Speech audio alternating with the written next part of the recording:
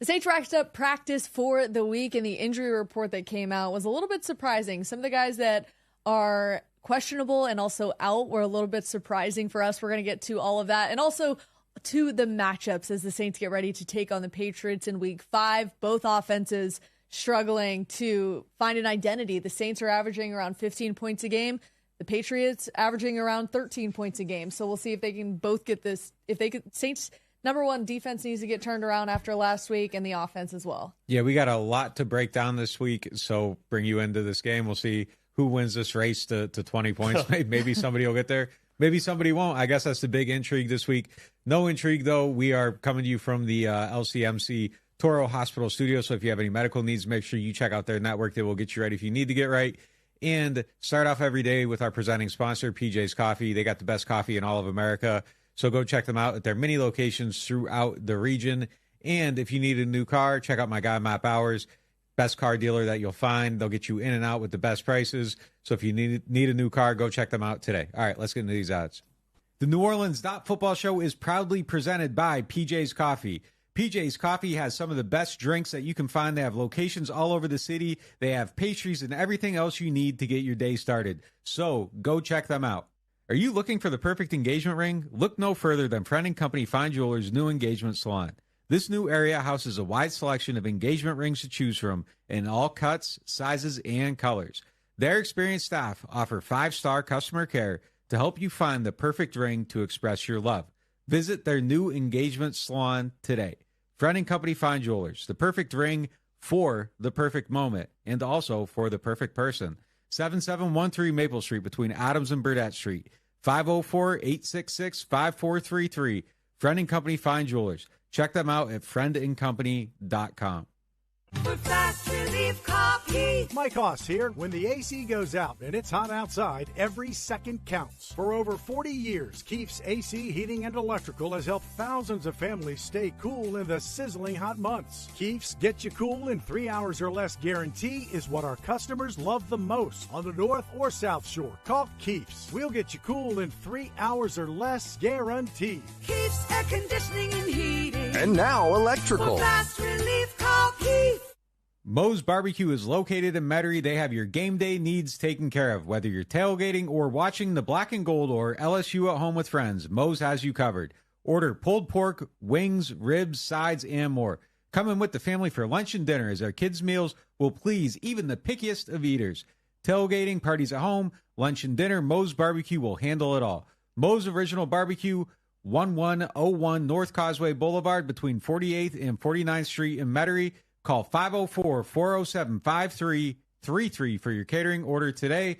504-407-5333. Moe's Original Barbecue in Metairie.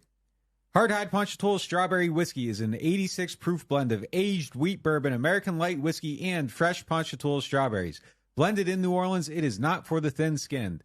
Look for it in your favorite stores, bars, and restaurants.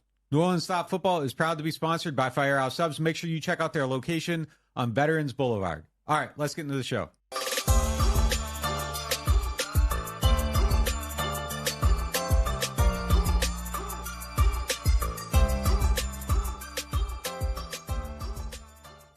Let's get into our lead topic presented by Friend & Company Fine Jewelers. Friend & Company Fine Jewelers is home to a new engagement salon where they have a wide selection of engagement rings. And while you're there, ask them about their fleur-de-lis necklace and earrings that I have on now. They are specially priced for our NOF audience. All right, let's get to the lead topic.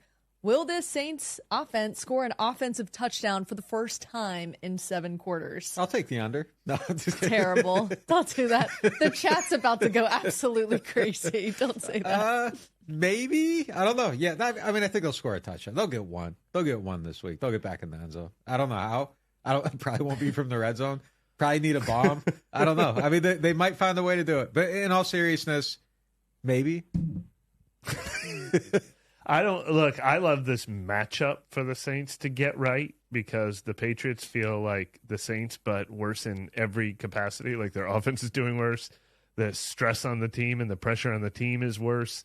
Their injuries that they just suffered are worse. But I don't love this matchup for the Saints offense to get right. I mean, it's the one thing I think Bill Belichick still does well is he's going to, as Derek Carr said, he likes to make you play left-handed. But after just watching Tampa Bay take away the deep threat that Chris Olave and Rashid Shaheed present and say, beat us another way, and the Saints not being able to come up with another way, I can't imagine we're not going to see the same challenge where they're going to be like, we're not giving you any free passes down the field. You're going to have to work your way down the field. And we haven't seen the Saints do that all year. So, yes, of course, I do think they will score at least one touchdown. But I don't think all of a sudden they turn it around in this matchup. Brooke, will they score 2?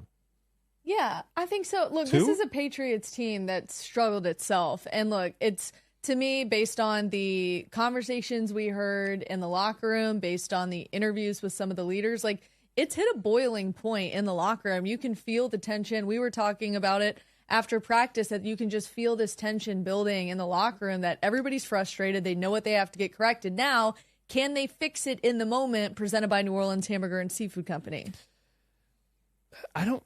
Sometimes I think urgency is good, but I don't think this tension is good. I mean, there's so much pressure on every offensive series. I think just like it's better to play with the lead, it's better to feel a little relaxed and confident. How can they feel relaxed or confident right now? I don't like any of that. The only thing I do like is I still believe in the personnel. Like, I still believe we haven't seen Derek Carr's best. I know that unlike New England's inability to score points, they don't have a Michael Thomas and a Chris Olave and a Rashid Shaheed and an Alvin Kamara. And if the offensive line has started to improve, I have to think there's even last year there were once a month they had that Rams game, they had that Raiders game, and they're way overdue for a performance. The Seahawks game, they're way overdue for one of those performances. But I've definitely reached, I have to see it first before I can believe it mode. Yeah, they had 3 good games last year. 3 out of 17. More than that, Philly, they were pretty good. Like, it was like once a month, basically. Yeah. I mean, it's still not good enough though, and that's where my apprehension comes in. Like, I keep going to the same place as you, where it's like, okay, they have all these guys, like, they can't be this bad. Like, there's just no way they can be this bad. But it never really got better last year. It kind of was like, we had the same press conference with Pete Carmichael every single week. I got to be better. I got to be better. Why don't you do this? Why don't you get the ball to Taysom? Why aren't you doing this? Why aren't you using motion? Why aren't you using play action? I got to get better. I got to get better. I got to get better. And it never got better. Like, so I don't know that I have the faith that it's going to get better, but I do think that there's an element of, like, what Alvin was saying today when he talked to us, or I'm sorry, earlier this week when he was talking to us about, like, the players just kind of got to go out and make things happen a little bit. It's kind of a crazy statement that a player feels that, like, well, I don't know, but we got to figure out how to get it done as players. Like, and it wasn't like we got to execute better. It was like in a tone of, like, we have to overcome these things and find a way to win these games regardless.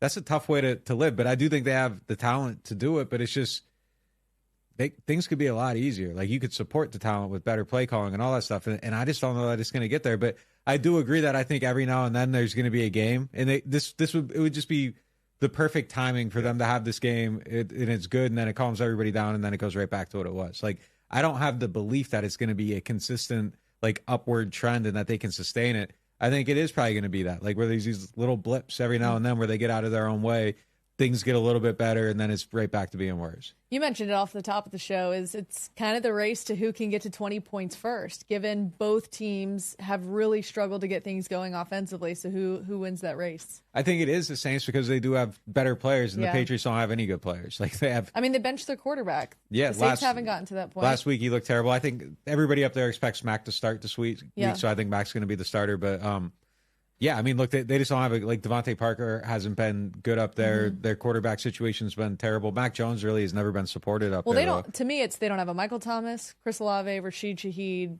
That tandem of wide receivers. They also don't have the tight ends if they were healthy this week. We'll get to the injury report a little bit later. That the Saints do have too. That's, I think, the biggest frustration around the NFL. Even people at the national level think when they look at the Saints, who don't necessarily cover the Saints in depth like we do, they're not there every week. They're looking at this roster and they're like, tell me why it's not working. Yeah, I'm there every day, and I'm looking at this roster like, tell me why this is not working.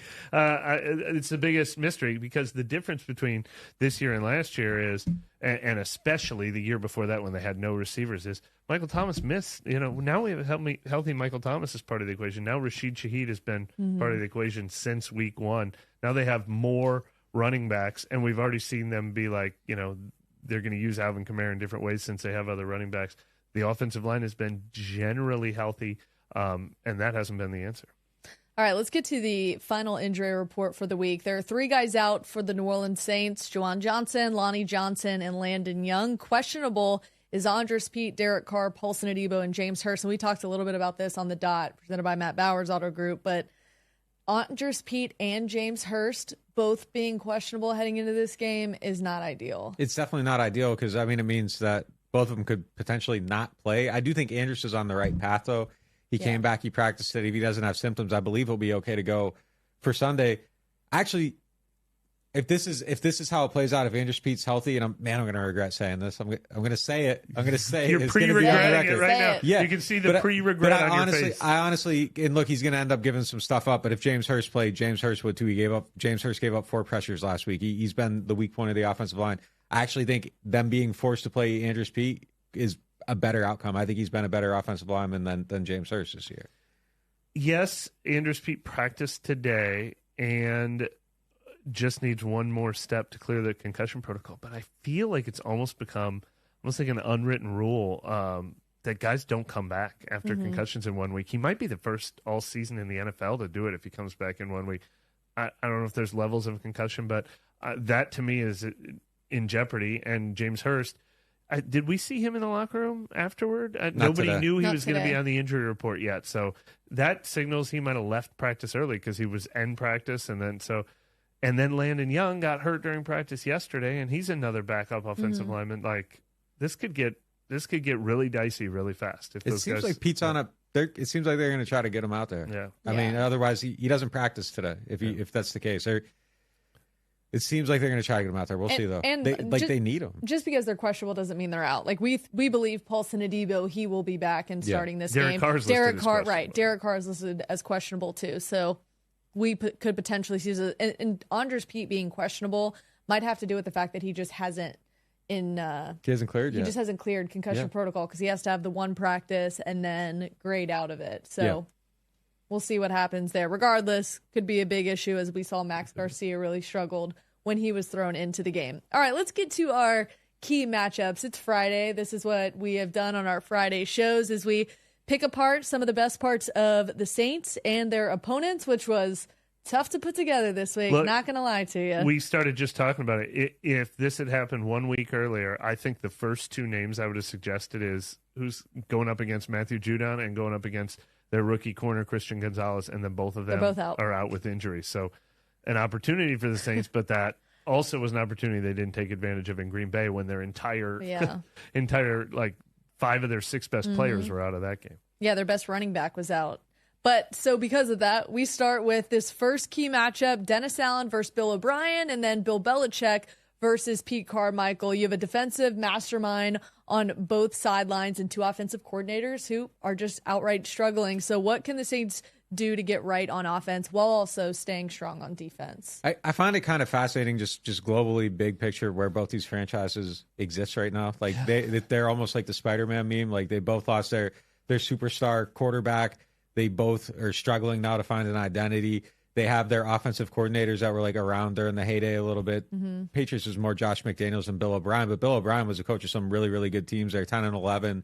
Kind of when they revolutionized the NFL with the 2 tight end attack, they had their turbo one-word offense. Like he was a really big innovator in the NFL, and now he's back. He doesn't have Tom Brady. He's struggling. Pete Carmichael doesn't have Drew Brees, doesn't have Sean Payton. He's struggling, and it just kind of feels very, very similar on both sides for both teams. But I think obviously the upper hand on both sides is with the defensive coaches. It's Belichick. And really, that's more of Belichick's son and Gerard Mayo. Now they run the defense there, and DA runs the defense here. But, I think it's tough on both sides. And I think they're going to make it extremely difficult. But I think when it comes down to it, I think DA probably has a better advantage against Bill O'Brien. And that's kind of nuts to say. But, I think there's just things he's going to be able to do. Like, if you watch the Cowboys game from last week, Mac was just fooled the whole entire game by disguised coverage. Saints disguise their coverage as well as anybody. So I think a lot of those similar things are going to happen, and they haven't shown that they have the coaching to overcome that. Obviously, the Saints haven't shown they have the coaching on the offensive side to overcome anything either, but I think in the end, talent ends up winning in this one. So I like the matchup for the Saints, but I don't really like anything about it at all. I like it reminds me a lot of week 2 going into Carolina, even though Mac Jones is now in his 3rd year. Is that what it is? 3rd year for Mac Jones? It feels like the same formula for beating someone like Bryce Young. make Mac Jones have to make a play in this game, because Mac Jones is turning the ball over like crazy. He's not handling man coverage well, which the Saints do a great job of. He's not handling, disguise and confusion well. He's not handling third and long situations. So the Saints, if they can take the run game out of this and say, we're putting this game on Mac, I feel like exactly when they went into Carolina against Bryce Young, and then Carolina had no other answer. I mean, I feel like that's what the game plan is going to look like. And I feel like it's something the Saints should be able to, Saints defense should be able to take advantage of. So that is the matchup to feel the best about in this game. But of course, we have now spent about 70 hours this week talking about what, can the Saints offense do? And so that advantage is just as great on the other side of the ball. That gets right into our next matchup. Saints pass rush versus the Patriots offensive line. The Patriots have only allowed 8 sacks this season, which is 9th best in the NFL. The Saints, meanwhile, only have 9 sacks, which ranks 24th in the NFL. So can New Orleans generate enough pass rush to impact Mac Jones? I think we got sold a little bit of fool's gold in weeks 1 and 2, to be honest. Like, I don't think our pass rush is nearly as good as we thought it was going to be to start the season, and it's really been a significant downturn. Teams have kind of figured out that they can double Cam. Cam's getting doubled. You got to go back 5 years to find a rate where he's been double-teamed more than he has this season, and nobody's making anybody pay. Cam's still getting a good amount of pressure, but like the sacks, he only has a half a sack just because there's help there. So I don't think that the other guys really have materialized quite as hoped. And we haven't seen their blitz package with the linebackers be effective either. That was kind of a hallmark the last few years. It was Demario Davis was great at it, and then Caden Ellis, and they just really haven't gotten that going at the same way either. So I think there's just a handful of things that just haven't quite clicked yet, and they got to figure that out, quickly. But if you can get pressure on Mac, then Mac's not reading the defense the right way, and he's throwing picks. And I mean, that's the key to the whole game. You just have to get consistent pressure. But with the guys they have in the scheme not kind of setting them free yet, I mean, it's tough to have confidence in that. It's a matchup. We should be really concerned if they don't have success in this matchup. The Patriots right tackle, Vidarian Lowe, I don't know if that's how you pronounce his first name. I should have done my research beforehand. But he's really been struggling to the point where they're talking about making a change, like, or at least, analysts, people following the team are thinking that that's a place where they might need to make a change. So Cam Jordan's going to have a great opportunity there. And again, I mean, it's more about situation. They need to get them in some third and long. So they're going to have to stop the run first. But I don't worry quite as much about Mac Jones being as elusive as Jordan Love and Baker Mayfield were. I think the Saints easily should have had 4 sacks against Baker Mayfield, and Baker Mayfield got away from them, which, of course, is a fault of the Saints. But I don't think Mac Jones has quite that same slipperiness.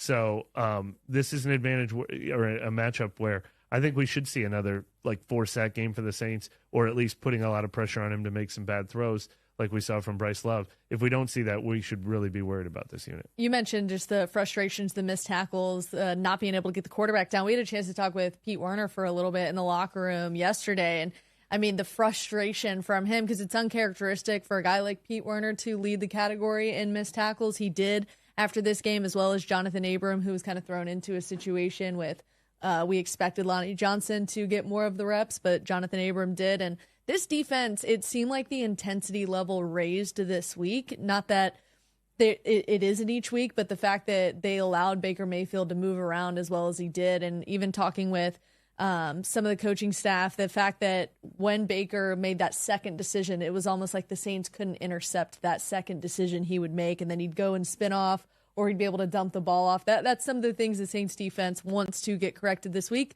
and we'll see. But we will get to the second half of our matchups coming up after a quick break. Coach Nick is back with his film breakdown. We will have our question of the day, as well as our fantasy segment. We'll be right back. Score big with the kickoff combo at New Orleans Hamburger and Seafood Company. Each comes with fried shrimp, garlic herb fries, and your choice of soft-shelled crab, our famous thin-fried catfish, or traditional catfish, starting at $10.99 at New Orleans Hamburger and Seafood Company. Are you tired of renting and ready to own your dream home? Contact Jefferson Financial Federal Credit Union, your trusted source for home loans. Our competitive rates and flexible terms can help make your home ownership dreams a reality. If you're a first-time home buyer or looking to refinance, our experienced lenders are here to help. Our online application process allows you to apply on your schedule. It's quick, easy, and convenient. Visit us online at jeffersonfinancial.org to learn more. Federally insured by NCUA, Equal Housing Lender. At Turo, we were born for moments like this. From bringing new bundles of joy into the world, to delivering what new mothers need to stay healthy. Born to keep hearts beating strong, and to keep seniors active and healthy for years to come. Because at Turo, we deliver more than babies.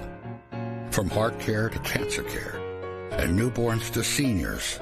At Turo, we're born to care. Martin Wine and Spirits is home to a selection of hand-picked barrel select bourbon, whiskeys, and much, much more. They are family owned and operated since 1946 and specialize in wine, spirits, gourmet food, gift baskets, catering, and tasting events. They have many locations, so they're never too far away. You can check them out in Metairie, New Orleans, Mandeville, and Baton Rouge, or if it's more convenient, you can always shop online. Whether you're a wine novice or a seasoned collector, you'll enjoy the Martin Wine and Spirit experience.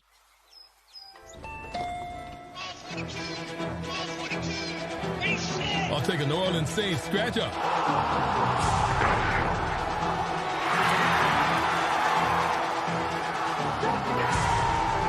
Play New Orleans Saints from the lottery. Just scratch, fold, and punch your way to winnings. Punch your ticket with New Orleans Saints. Win up to $100,000. Enter our second chance drawings, giving you a season to smile. Welcome back to the Turo Hospital studio. Let's get to the second half of these matchups. All right, Mac Jones against the Saints safeties who are still without Marcus May. Jones has thrown 17 deep passes this season, but completed just 3. So can the Saints hold strong in their last game without May? They should, because look, we're kind of criticizing, being critical of Mac Jones. The only thing worse is that he doesn't have playmakers down the field either. Their leading receiver is tight end Hunter Henry in catches and yards this year. They don't have Chris Olave and Michael Thomas, as we said earlier. So I really do love this matchup for the Saints secondary, which remains the strength of their team. I think even when it was Isaac Yiadom replacing Paulson Adebo, I still like that, except for some of the communication breakdowns and the coverage breakdowns they had. I like their chance to take advantage of this matchup. They should really be able to suffocate this offense to the point where it's like up to Ramondre Stevenson to carry them to victory, and he's like averaging like 2.4 yards per carry or something like that this season. They're worse than the Saints. The Saints are 27th in yards per carry. The Patriots are 28th in yards per carry. Yeah, and I think Ramondre, like in particular, I think Ezekiel has put up better numbers so far this year. So that's where they need to win this game. Like put it on the run defense, cut that off, and then you can suffocate the receivers. You should be able to. This should be a game that the Saints should be able to win and play on their turn. No, it should be a game where the Saints should be able to hold the opponent to like 6 or 9 points, but that doesn't 10. mean win. Yeah. Score 10, right? Score 10. Hey, you guys are on the offensive touchdown, so if they do that, they should get the win. Hey, this is one that the Saints should be circling that could be a problem, specifically for Trevor Penning. All right, this next matchup, Josh Uche against Trevor Penning. Josh Uche trails only Micah Parsons and Brandon Graham in pressure rate since 2022.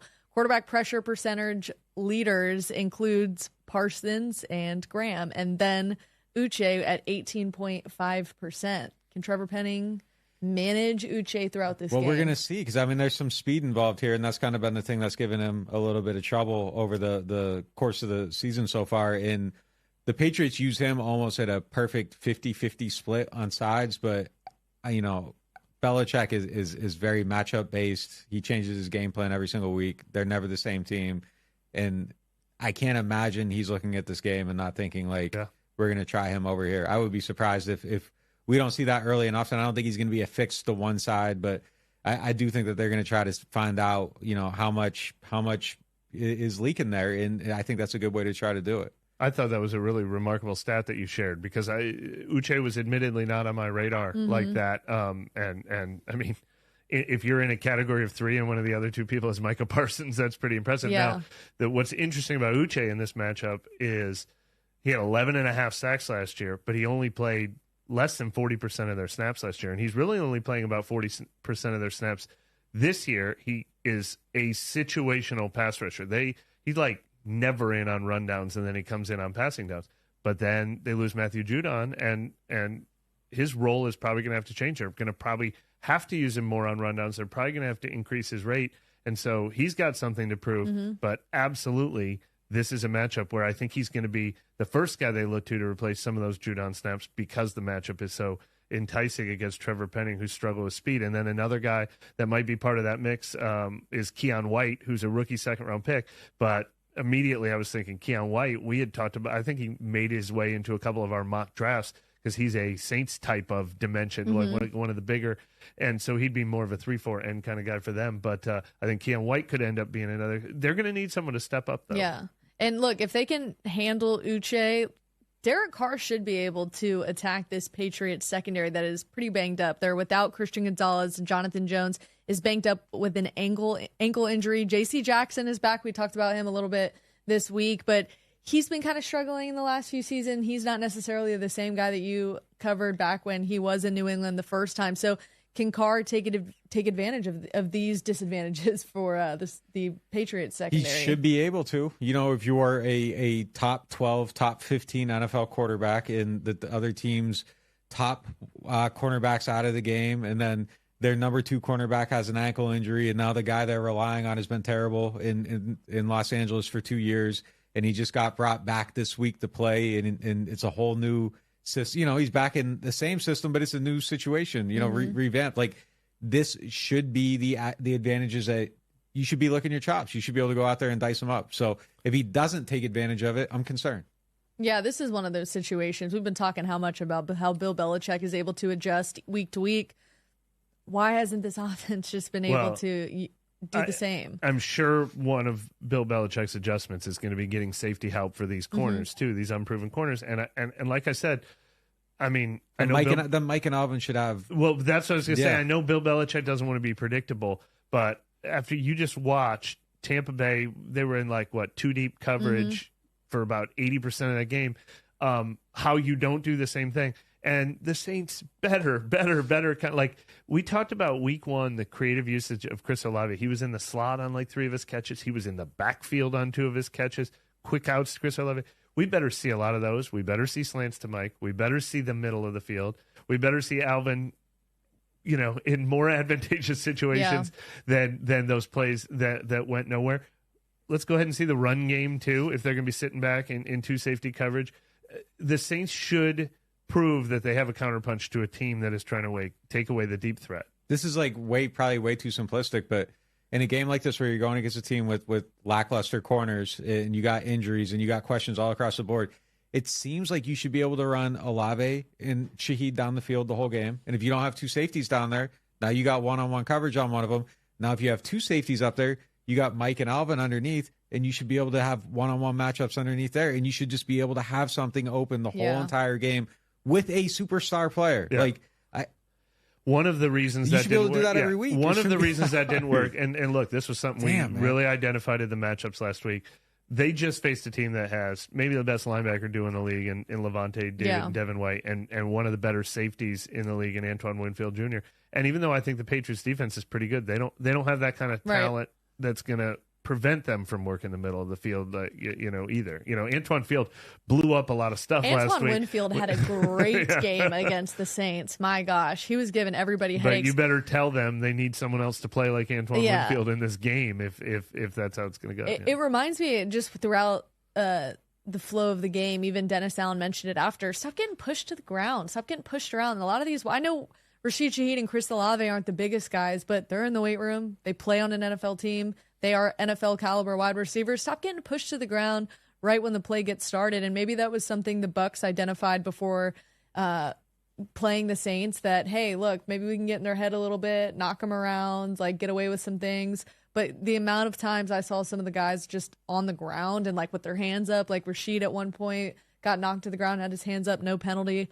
It just show some physicality in this game against a Patriots team that also has their back against the wall. They gotta want to go down the field though too. Yeah. Like they threw 13 passes behind the line of scrimmage, and that was like a historic number. Like it was Alvin had 10 catches behind the line of scrimmage. Like they didn't want to go down the, I don't know. They gotta just be much more aggressive. Yeah. Like it seemed like Pete got Alvin back and was just like, we're gonna get him the ball and I'm gonna allow him to make things happen for me. And it was just like, well, no, you got to kind of make some things happen for him too. It can't just all be passes behind the line of scrimmage, and now Alvin's going to make 7 guys miss and get a first down. Like, that's just not good offense. I will say this is not meant to defend Pete, but this was sometimes we come up with simple answers, and I know Nick has been on the train for years that Alvin hasn't been effective outside on the edges, but I have been among people, and there have been a lot of people who have said in recent years that getting Alvin Kamara in space is something this team should be doing more.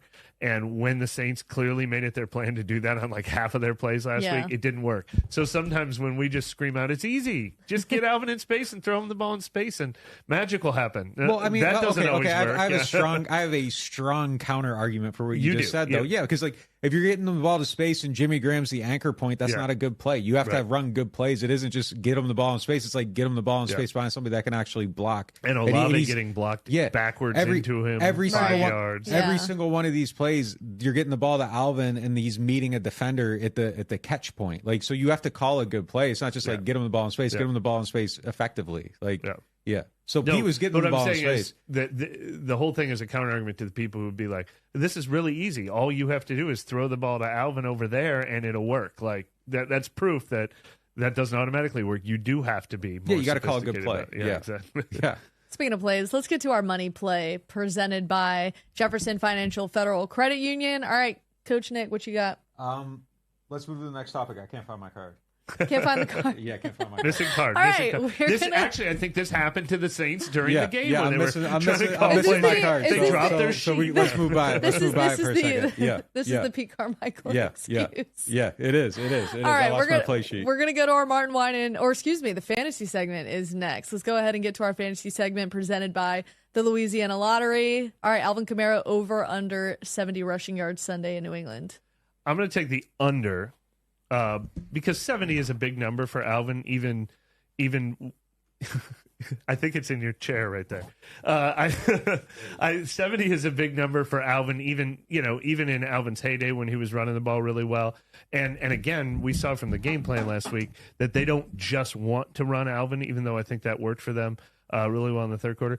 But hopefully the Saints are stubborn about rushing. Hopefully they do a good job of running the ball. But if they do, I think Kendry Miller will be part of that solution too. So I think Alvin can be heavily involved in this game, but I think 70 is a pretty big number for him. I would start him, though. I would feel comfortable starting after we saw how heavily involved he was in the game plan. If the main question is, can you trust using Alvin in your fantasy lineup, especially if it's a PPR league where you just got 13 points for his 13 catches? I would trust starting Alvin. I think he'll be a big part of the plan. What do you got? Over under 70 rushing yards for Alvin Kamara. He had around 50. Was it 53? I'm going to say under. Something I like got the under. I don't think he's going to hit. I don't you think Kendry finally gets involved?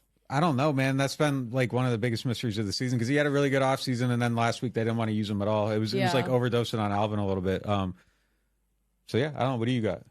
I think it gets back to the just the Kendry thing before we move back to Alvin. I think Alvin will get close to 70 yards, but I don't think he'll eclipse it. So going with the under, but this gets back to we would be questioning it at this point in the season. Should they have gone with Tajay Spears? So had to bring it up. We'll see. It's something that they were rolling the dice on one of two players. They said they were going to roll the dice with Kendry because Tajay Spears had an injury issue. Then we see what has happened with Kendry Miller. That's not something you can envision or you can't plan for that or see that happening. LaDainian Tomlinson wouldn't succeed behind this like line and the calling and all that stuff. So I mean, like right now they're just a mess. Like they're a mess. But yeah, I mean it's been a shock that Kendry hasn't been. You know who else is a mess? The Tennessee Titans offensive line. They've been pretty terrible too this year. Pretty bad. Until this last game.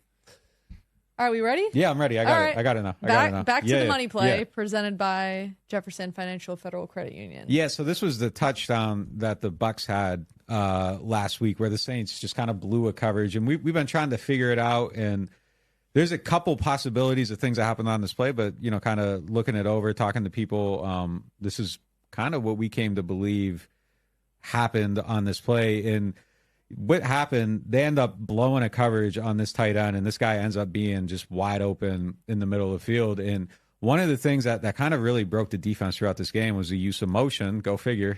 It just kind of got the Saints moving around, and it's always been an issue for them down in the red zone, kind of going back to like 16, 17. It's been an issue for a lot of years down in that area of the field. And when the Saints are playing cover 4, like, it's a thing that kind of busts them up a little bit. So you get some motion here from this guy on the outside. He ends up motioning over here. And what should happen is Pete Werner should pick him up over here, and then you kind of get everything set. But what happens is Alontae Taylor motions with him. This guy goes up the field, and you have Carl Granderson kind of check him right here, and then going in, and the tight end ends up having just kind of a whole vacated area in the middle of the field to where there's just nothing happening. So you get him running off the coverage there. We'll go to the next page, and you can just kind of see how everything happens here. You got Werner and Taylor on him. There's Granderson, who kind of like checked him and then fell into space. And then here's this tight end just wide open, middle of the field. He comes off, like, he does have like a delayed block and then just kind of sits there, but there's nobody on him whatsoever. And he just kind of trots in for a very, very easy touchdown. And that was just kind of, emblematic of just some of the defensive issues in this game. And it was a little bit surprising to see them bust this, but they busted a few coverages throughout. And again, just that use of motion. And it's just kind of, funny to see it. Yeah. The irony of one team being in the bottom of the league for 2 years, refusing to do it, going up against a team that uses it and shatters one of the better defenses in the league just for a wide open, easy touchdown. Let me ask you a follow-up question. Obviously, we don't know for sure that Alontae Taylor was the one who busted his coverage. Evidence points to that maybe. But just in general, have you seen improvement, stagnation? I don't know what the right word is from Alontae Taylor in the slot. I think he's boomer bust. I think he's very boomer bust. And that's just going to kind of be the way. He's from the CJGJ, Kenny Vaccaro breed of that type of player. And they like that type of player in the slot. They like the big playmaker, but the big playmaker in the slot, the gambler, the kind of mentality. And it almost seems like they scout a mentality for that position, because they all are very, very similar people. Like, there is a clear lineage from Kenny Vaccaro to CJ to Alontae Taylor. And I think Alontae is probably the most talented one out of just raw talent, period. Might be the most talented one out of all of them. CJ probably got, I don't know. I mean, I think Alontae probably does have the most raw talent out of all of them, but he needs to harness it a little bit more. But look, we're 4 games into the move there. Yeah. And, I'm not reaching a conclusion, but I think it is very, very, home run or strikeout. And we saw him struggle, I mean, throughout all of training camp and even bleeding into some of these preseason games, that it seemed like it was like they're forcing him into this role, but they just are adamant that it's going to work and he's going to be this guy. He's coming along, but because of that, this isn't necessarily where he thrives. He likes being the outside corner, but he's figuring it out. I think that's why we're seeing some of the maybe inconsistencies. Sure. There's going to be growing pains. That's the word that Dennis Allen loves to use for Trevor Penning, for probably Kendre Miller, and Alontae Taylor. Yeah, growing pains.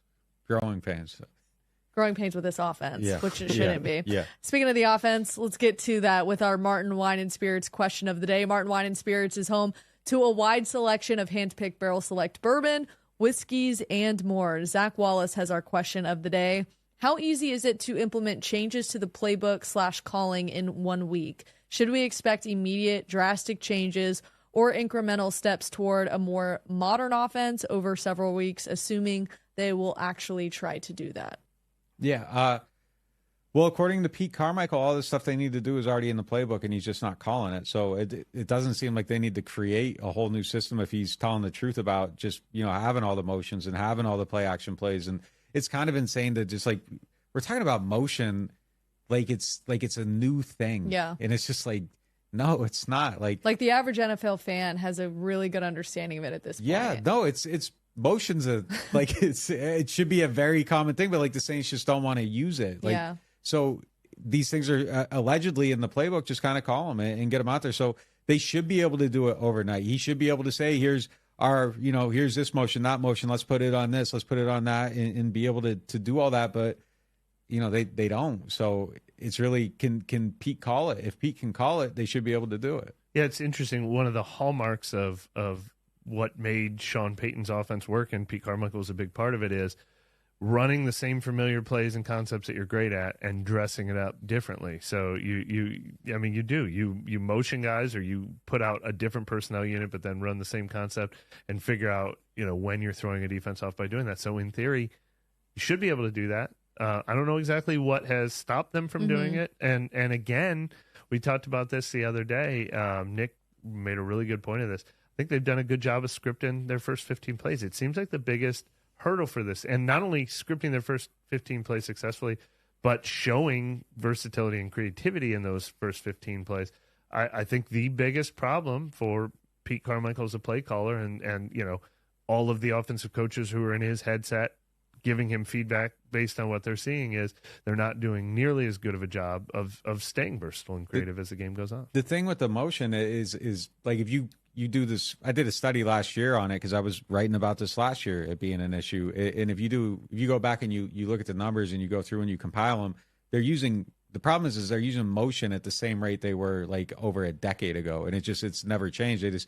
They're doing things the same way. And you look at Denver right now, their rate's like almost the same. Like, they're very low on that number too, because that's just the system. Like, the system it isn't built for that. They tried to incorporate some of it last year. Like, I know they stole a handful of plays from the 49ers, the running play, Zorro being like one of them. They brought in Gruden to try to do it this year. Like, they want to, they just don't. Like, and it doesn't make sense. So bizarre. All right, before we get to our game predictions, if you guys like what we've been putting out, be sure to like and subscribe our YouTube page. We genuinely appreciate it. All right, let's get to our game predictions. Mike? The under. I've never felt better about any prediction in my life.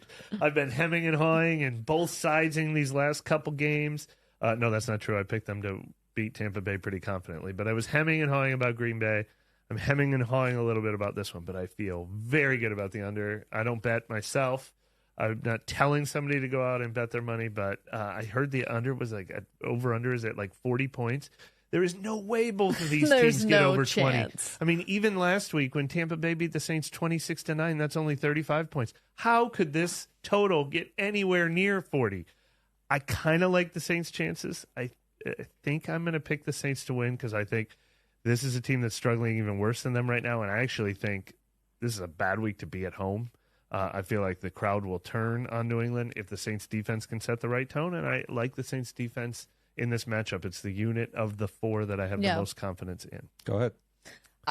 So before we did our first live Q&A show before the Bucks game, I think you had asked me, and I was like, I don't know, just something doesn't feel right about today. You did say it. I even felt that this last Friday. I feel like a fraud for not saying I thought the Saints might drop the one against the Bucks. I do feel good, though, that the Saints are going to get a win in New England just because the Patriots team is the worst team. Like, flat out on paper, the Saints are here, the Patriots are here. Now, on the NFL scale, they're here and the top's up here. But the Saints should get the win in New England. We just went ad nauseum about these matchups. It should work. This offense should finally start going. Even if they find the end zone twice, they should win this game. So it's not like we need to see just a completely different offense where everything's new. They just need to do enough to win. We got an ad nauseum on the show. Congrats. So that's the phrase of the day. We'll be live too, 9:30 Central from Gillette Stadium, previewing the game again.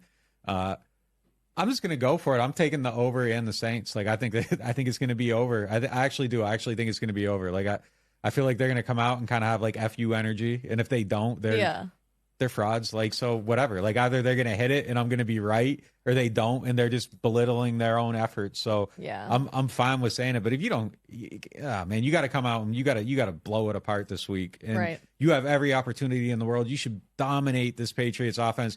You should have a lot of time of possession. And if you don't, and you don't take advantage of it, you aren't who we thought you were, and that's fine. Yeah. All right. Next time you will see us, Nick and I will be live in New England for our pregame Q&A show. So get all those questions together. We will be ready for you, answering all of your questions for about 20 to 30 minutes. I believe 9:30 a.m. is our time. 9:30 Central is the target time before the noon Central kick as the Saints and Patriots get ready to go head-to-head in Week 5. We'll see you then.